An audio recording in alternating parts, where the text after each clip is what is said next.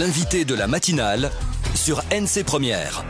Et ce matin, nous évoquons les frais bancaires avec Thierry Charras-Gillot. Il est directeur général de la BCI, la Banque calédonienne d'investissement. Martin Charmasson. Thierry Charras-Gillot, bonjour. Bonjour à vous, bonjour aux auditeurs.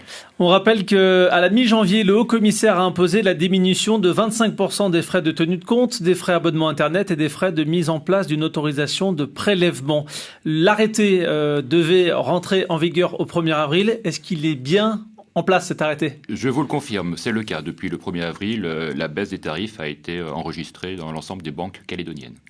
À partir du moment où l'arrêté entre en vigueur, la diminution des 3 tarifs bancaires est-elle immédiate? Il y a un doute sur cette réponse, en tout cas du point de vue du client, parce qu'on parle d'un délai d'information des banques aux clients qui peut repousser l'application réelle de plusieurs mois. Alors, ce qui a été fait, c'est que la décision a été prise il y a déjà quelques mois. Et donc, les banques ont prévenu leurs clients de la baisse de ces tarifs pour qu'elle soit effectivement applicable au 1er avril. C'est-à-dire que dès le... Tout à fait.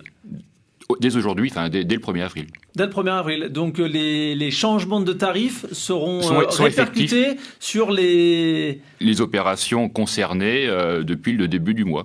D'accord. Alors, on rappelle qu'il y a eu un échec des négociations en 2016 qui a conduit à une décision unilatérale du commissaire à la mi-janvier. L'arrêté, donc, qui est rentré en vigueur au mois d'avril. Mais malgré tout, il y a plusieurs mois qui sont passés. On peut avoir l'impression que les banques ont gagné du temps. Est-ce que c'est une fausse impression? Alors, c'est une fausse impression, parce qu'il faut un peu de temps pour enregistrer ces tarifs, mettre en place l'informatique pour que les baisses soient effectives. Et puis, il faut, comme vous le disiez, prévenir les clients à l'avance, au minimum 2 mois à l'avance. Donc, elles n'ont pas gagné du temps. Il y a juste un délai d'adaptation normal avant l'application de ces mêmes tarifs. Pourquoi l'échec des négociations en 2016? Qu'est-ce qui s'est passé finalement? Alors, nous avons été un petit peu étonnés, parce que comme chaque année, nous faisons des propositions au monsieur le haut-commissaire. Sur les propositions qui ont été faites fin novembre, nous n'avons pas eu de réponse. Et puis, nous avons eu simplement la sortie d'un arrêté disant qu'il y avait un échec des négociations, alors même que nous n'avons pas eu de retour sur nos propositions. Est-il vrai qu'au mois de juillet de l'année dernière, les banques avaient proposé des tarifs, mais revus à la hausse, dans un premier temps? Alors, il y avait une proposition de révision de certains tarifs de 1%. Voilà. Avec, à côté aussi, le maintien de la gratuité sur un certain nombre de services et le maintien de gel des tarifs sur d'autres services. Donc, l'augmentation qui était sollicitée ne concernait qu'un petit nombre de produits et de services et à hauteur de 1%. Il faut rappeler qu'on a un certain nombre de produits et de services dont les prix n'ont pas augmenté depuis plusieurs années. D'accord, on rappelle 11 tarifs gratuits. Oui. 3 gels des prix. Tout à fait. Et ensuite, donc, les 3 diminutions de 25%. De 25%, tout à fait. On sait que le but recherché, il est d'aligner à terme sur le territoire les frais bancaires sur ceux de la métropole. Le haut-commissaire soulignait en début d'année l'effort que les établissements calédoniens ont consenti depuis 2014. Qu'est-ce qui a changé concrètement? Alors, c'est un effort réel, puisque là, je pense que les auditeurs ne le savent pas, mais pour ce qui concerne la BCI, parce que je ne suis pas autorisé à parler des tarifs de mes confrères, on a aujourd'hui une majorité de tarifs qui sont inférieurs à la moyenne en métropole. Et ça va un peu à l'encontre des idées qui circulent sur le territoire. Sur les 14 tarifs de l'extrait standard, alors on propose que 13 services sur les 14. Sur 13 services, il y a 8 services pour lesquels la BCI est moins chère que la métropole. 8 sur 13. Il y a 2 services pour lesquels on est exactement au même prix. Et il y a uniquement 3 tarifs sur 13 pour lesquels on est plus cher, dont les autorisations de prélèvement, dont les prix ont été diminués de 25%. Et on ne compare pas tout à fait la même chose, puisque en métropole, c'est un peu technique, on est passé au prélèvement CEPA, et pas encore ici. Donc on ne compare pas tout à fait la même chose.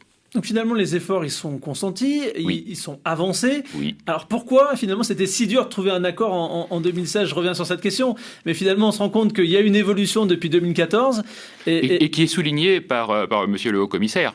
Puisque dans son arrêté, il a écrit que les banques avaient fait des réels efforts. Effectivement, il le dit. Mais du coup, on est dans une situation où on a 3 diminutions de frais bancaires, donc de l'ordre de 25%. Et on voit que ça n'a pas trouvé de réponse du côté des banques, en tout cas, que les banques n'étaient pas d'accord finalement sur ce principe-là.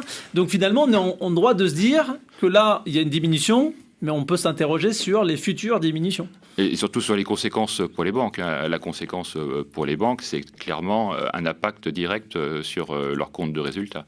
On va en reparler. Vous avez parlé de votre banque, la BCI, la Banque Calédonienne d'Investissement. Juste pour la bonne information des auditeurs, dans le rapport de l'IEOM sur la période avril 2015-avril 2016 en Nouvelle-Calédonie, 10 tarifs sont en baisse. L'abonnement qui permet de gérer ses comptes sur Internet a diminué de 36% et les commissions d'intervention de 34,4%. Ça, c'est l'Observatoire donc des frais bancaires qui le dit.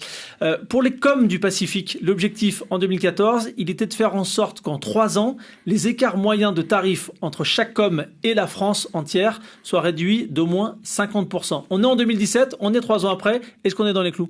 Tout à fait. La baisse est même supérieure à ce qui était prévu à l'origine.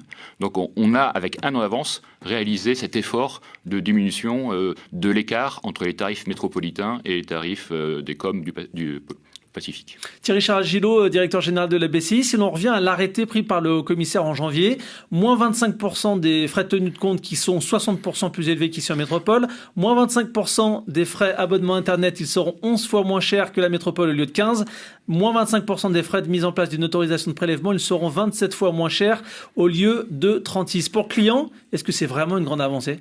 Alors, pour ce qui concerne la BCI, je pense que déjà, sur les frais de tenue de compte, ils sont à 0. D'accord. Donc nous, la baisse ne s'applique pas.